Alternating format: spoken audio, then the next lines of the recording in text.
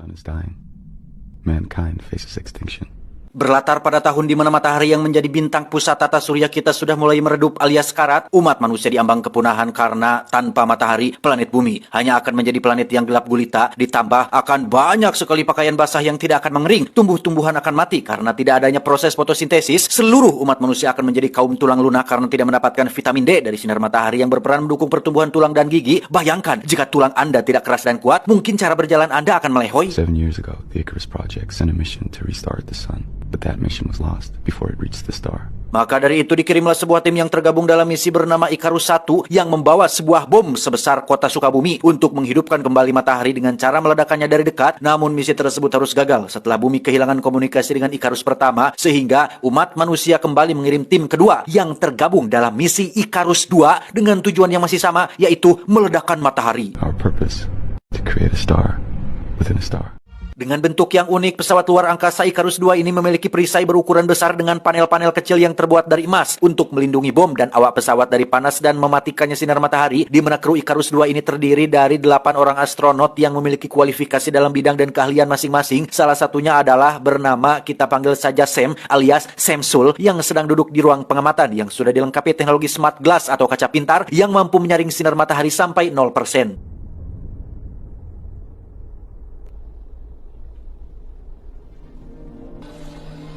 Show me 4%.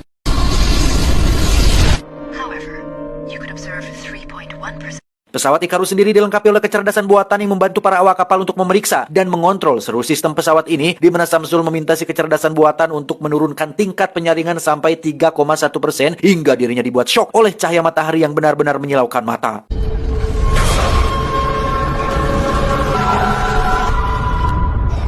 Kru kapal pun berkumpul untuk makan bersama, di mana kita akan melihat banyak orang-orang yang mungkin tidak asing di mata teman-teman semua. Di antaranya ada Wong, sahabat Dr. Strange, Thomas Shelby, si berkarisma dan punya Sigma, Steve Rogers yang suka bawa-bawa nyiru alias tameng vibranium, Kaneda, si Scorpion, dan lain-lain. Yang karena pesawat sudah hampir mendekati orbit planet Merkurius dan gaya gravitasi matahari menyebabkan gelombang elektromagnetik menjadi terganggu, maka dalam 24 jam lagi komunikasi mereka akan terputus dengan bumi, sehingga mereka benar-benar sendirian di luar angkasa yang luas ini.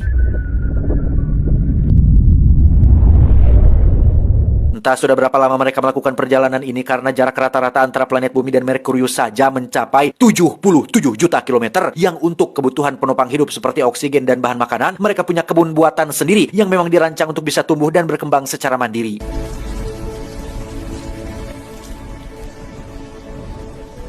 Kaneda sendiri sedang berada di ruangan pengamatan, di mana Yuli muncul untuk melaporkan bahwa cadangan oksigen mereka akan segera berkurang ketika semakin dekat dengan matahari. Namun, masih cukup untuk mereka bisa pulang setelah menjatuhkan bomnya, itu pun jika mereka berhasil melakukannya. You're thinking about Icarus 1. I don't think it was the lack of oxygen.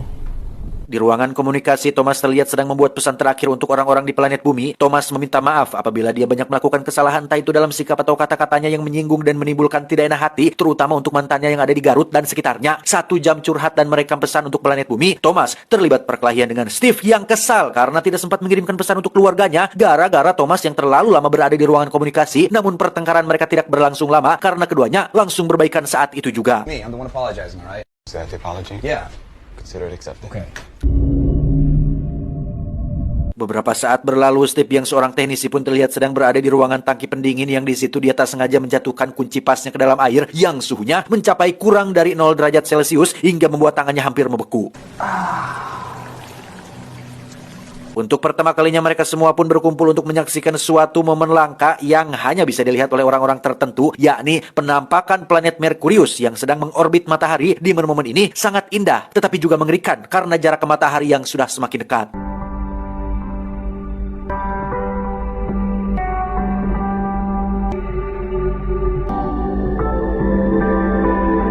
Keesokannya kita akan melihat Harvey, sang ahli komunikasi, tiba-tiba dikejutkan oleh sinyal suara yang berasal dari sekitaran matahari, di mana sinyal suara tersebut diyakininya sebagai sinyal atau frekuensi yang berasal dari pesawat Icarus pertama yang dinyatakan atau sempat dinyatakan menghilang, yang setelah memperdengarkan suaranya dengar sama-sama, akhirnya mereka juga ikut yakin bahwasanya itu adalah frekuensi suara yang berasal dari pesawat Icarus pertama.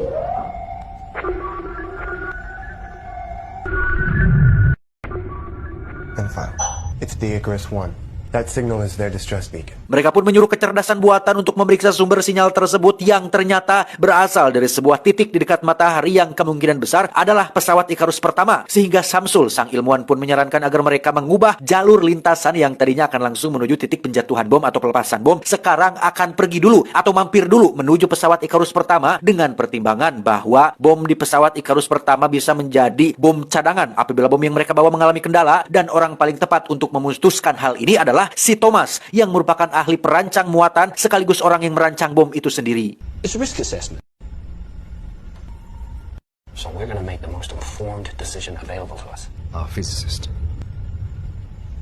Dibantu si kecerdasan buatan, Thomas pun melakukan simulasi penjatuhan bom di titik yang sudah ditentukan, di mana si kecerdasan buatan sendiri kesulitan untuk memprediksikan apakah bomnya akan meledak di titik yang sesuai atau tepat atau tidak. Karena perlu Anda ketahui bahwa bomnya tidak akan serta-merta dijatuhkan dan diledakkan begitu saja, melainkan harus masuk melalui bagian paling luar dari atmosfer matahari atau biasa yang disebut dengan korona, sedangkan bom itu sendiri harus dan wajib meledak di bagian dalam matahari. Namun karena gravitasi matahari sangat kuat dan belum ada satu orang pun yang pernah masuk ke sana secara langsung, maka komputer atau kecerdasan buatan kesulitan untuk menebak apakah misi ini akan berhasil atau tidak. Loh, pasti Anda bertanya, harusnya kan dari awal sudah diperhitungkan terlebih dahulu. Atuh ngapain melakukan misi ini jika tidak yakin akan berhasil mah? Nah, namanya manusia, kita perlu berusaha dulu. Terlepas dari berhasil atau tidak, sing penting nyoba dulu. Ya, Thomas dan kawan-kawan pun dikejutkan oleh alarm peringatan bahaya di mana Wong lupa mengubah posisi panel tameng pelindung ketika sedang mengubah jalur lintasan, sehingga Kaneda sang kapten dan Thomas sang perancang pesawat harus bertanggung jawab untuk keluar dari pesawat dan memperbaiki beberapa panel yang rusak secara manual. I volunteer, Kappa. I'll do it. Yang menarik adalah baju astronot yang mereka pakai tidak sama dengan baju astronot yang biasa dipakai oleh NASA. Emas menjadi lapisan yang memenuhi setiap inci dari pakaian mereka. Kenapa emas? Selain mereflektorkan cahaya, emas juga memiliki titik leleh tinggi sehingga akan cukup aman untuk Kaneda dan Thomas berada dalam pakaian ini meski keduanya tetap saja berkeringat, karena seberapa tebal dan canggihnya baju astronot ini tetap tidak akan bisa menandingi panasnya matahari yang merupakan ciptaan Allah Subhanahu wa Ta'ala.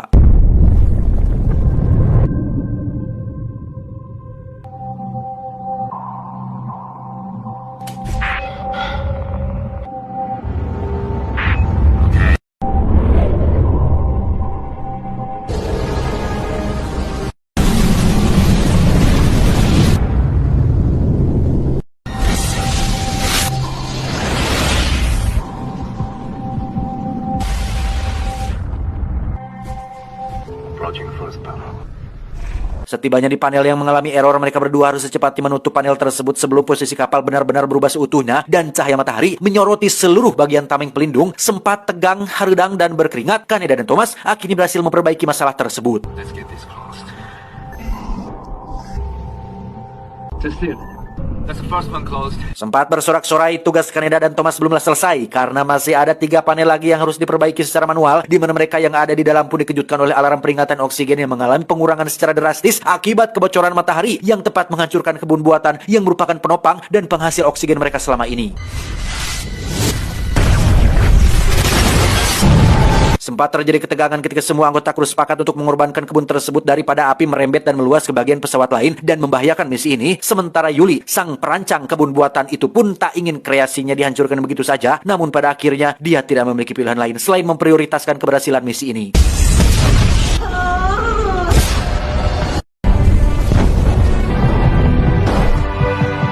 Selesai dengan trouble barusan, kita akan kembali pada Thomas dan Kaneda yang hanya tinggal memperbaiki 1 panel lagi. Namun karena posisi pesawat sudah berubah dan cahaya matahari sudah mulai menyorot, Kaneda menyuruh Thomas untuk kembali ke kapal, sementara dia akan berkorban sampai panel tersebut selesai diperbaiki.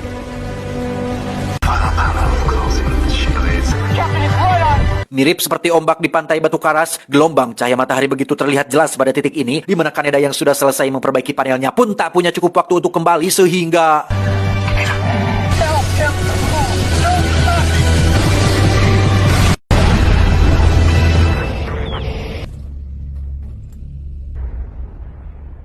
Setelah pesawat sudah aman dan Kaneda menjadi anggota kru pertama yang mati, Thomas dan kawan-kawan pun sepakat untuk membius Wong di ruangan medis dengan alasan untuk mencegah dia melakukan tindakan bundir akibat merasa bersalah telah mengakibatkan Kaneda atau kapten mereka tewas gara-gara kesalahan fatalnya. Sementara untuk kru yang tersisa, mereka akhirnya tidak memiliki pilihan lain selain pergi menuju Icarus pertama karena oksigen tidak akan cukup untuk mereka bisa pulang kembali ke planet bumi, sehingga satu-satunya harapan untuk tetap bertahan adalah dengan menemukan pesawat Icarus pertama, berharap penumpang hidup di pesawat tersebut masih berfungsi dengan baik.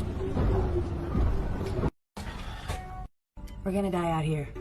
I'm not scared. I am. Singkat cerita, tibalah kita di pesawat Icarus pertama yang posisinya berada sangat dekat sekali dengan matahari, di mana Thomas dan kawan-kawan harus mendekatkan pesawat mereka ke pesawat Icarus pertama untuk memeriksa apakah masih ada yang bertahan hidup atau tidak.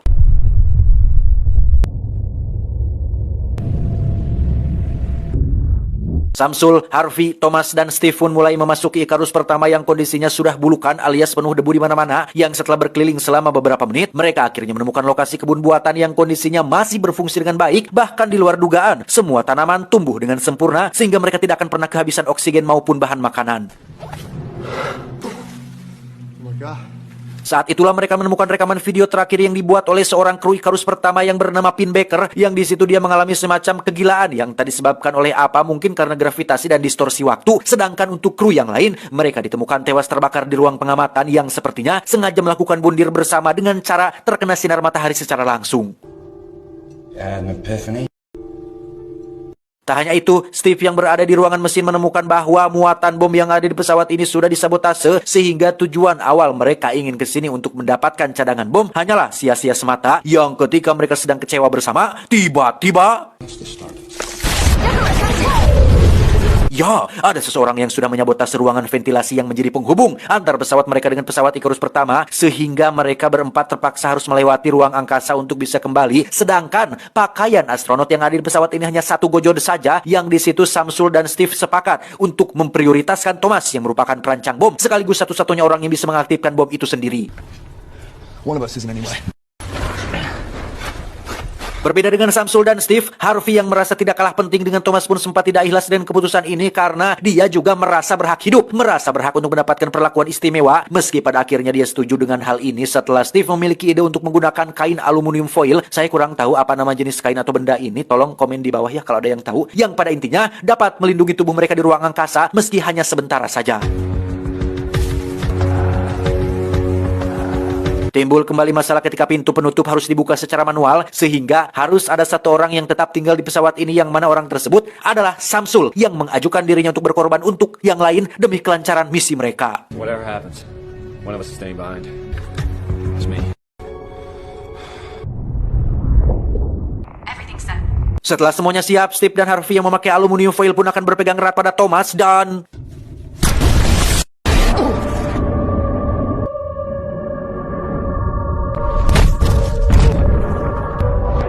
ya, sungguh malang nasib Harvey yang tak sengaja terlepas dan harus terhempas jauh dari pintu masuk, sehingga hanya Thomas dan Steve sajalah yang selamat. Itu pun tangan Steve mengalami pembekuan akibat efek hampa udara ketika seseorang berada di luar angkasa. Samsul sendiri memutuskan untuk duduk di ruang pengamatan dan membiarkan dirinya terbakar oleh sinar matahari tanpa adanya filter sama sekali. Sedangkan untuk Thomas dan sisa kru yang ada hanya bisa meratapi kepergian satu persatu kawan mereka. Namun perihal masalah barusan, sepertinya ada seseorang yang sengaja menyabotase ruangan ventilasi alias ruangan penghubung, di mana Steve yakin bahwa pelakunya adalah si Wong yang mengalami depresi dan nekat berbuat hal seperti itu. Which leaves one possibility. Trey. Tersisa 5 orang termasuk Wong, Thomas, Harvey, Yuli, dan Casey pun sepakat untuk membunuh Wong setelah dirasa hanya menjadi beban dan hanya akan membahayakan keselamatan seluruh kru, yang dari keempat orang itu, Steve lah yang akan maju untuk melakukannya. Tapi ternyata... ya, sebelum dibunuh, Wong rupanya sudah hidang sendiri dengan membundir dirinya sendiri, yang di situ timbullah perkelahian antara Steve dan Thomas setelah Steve merasa bahwa kematian kawan-kawan mereka diakibatkan oleh keputusan Thomas yang sudah mengalihkan jalur lintasan misi ini. Semakin dekat mereka dengan matahari, si kecerdasan buatan pun memberitahu Thomas tentang sisa waktu 19 jam untuk mereka bisa sampai ke titik pelepasan bom, di mana dia juga memberitahu bahwa oksigen di pesawat ini tidak akan cukup untuk 5 orang, yang di situ Thomas langsung terkejut karena setaunya dan setahu kita yang ada di pesawat ini hanya tinggal 4 orang saja, yaitu Thomas, Casey, Steve, dan Yuli saja. Lantas siapa yang kelima? Where is the fifth crew member? Dan ya, ternyata ada orang lain di pesawat ini yang kebetulan sedang berada di ruang pengamatan sehingga Thomas langsung pergi menuju ke sana. Yang alangkah terkejutnya dia saat mendapati ada sesosok pria yang tengah duduk sambil menikmati terangnya sinar matahari, yang ternyata itu adalah Pin Baker alias anggota kru Icarus pertama yang sempat ada di rekaman video tadi, di mana pria bernama Pin Baker ini sudah kehilangan akal sehat dan bermaksud untuk mencegah siapapun meledakkan bom di matahari. Last man alone with God. Dan ya, sempat diserang, Thomas akhirnya berhasil menyelamatkan diri dengan cara mengurung dirinya di dalam ruangan ventilasi, di mana Pin Baker langsung mengunci pintunya agar dia bisa bebas berkeliaran di pesawat ini dan memburu satu persatu kru yang masih tersisa. Yuli menjadi orang pertama yang harus tewas di tangan Pin Baker, di mana Casey yang sedang berada di ruangan bom pun harus ketar-ketir saat Pin Baker melakukan sweeping untuk mencarinya dan...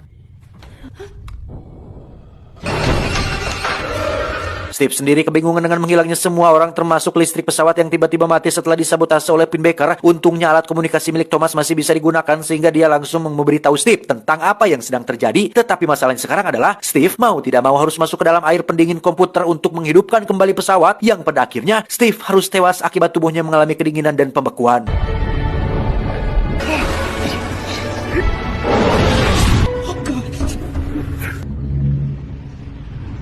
Tak bisa membiarkan misi ini gagal, Thomas yang menjadi satu-satunya harapan pun segera memisahkan pesawat muatan bom dengan pesawat utama dengan maksud supaya si Pin Baker tidak bisa menyusul atau mencegahnya meledakkan bom tersebut. Thomas langsung mengenakan pakaian astronotnya dan melakukan lompatan yang benar-benar beresiko tinggi.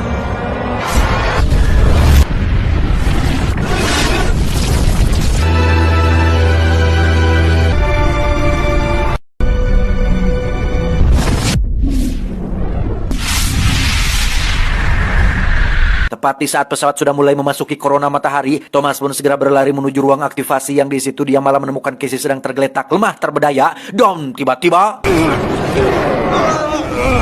Ya, di sini ruang dan waktu mulai terdistorsi akibat gaya gravitasi matahari yang sangat kuat, di mana saat Pin Baker melempar Casey dan Thomas ke bagian bawah, Casey yang sudah sekarat pun akhirnya tewas, sementara Thomas berhasil selamat berkat distorsi ruang dan waktu itu sendiri yang membuatnya sempat untuk mengaktifkan bom ini tepat di titik yang sudah ditentukan.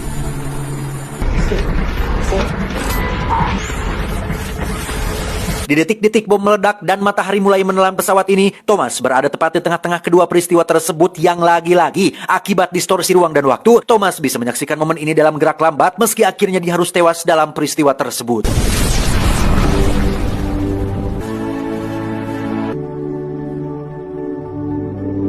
Pada akhirnya, pengorbanan Thomas dan kawan-kawan membuahkan hasil sehingga umat manusia yang ada di planet bumi bisa merasakan kembali cahaya matahari seperti sedia kala, bisa kembali menjemur baju dan pakaian dalam seperti biasanya pada umumnya. Sedangkan kameramen sukses menjadi satu-satunya saksi mata yang berhasil mendokumentasikan semua momen tadi hingga kita semua bisa menontonnya saat ini.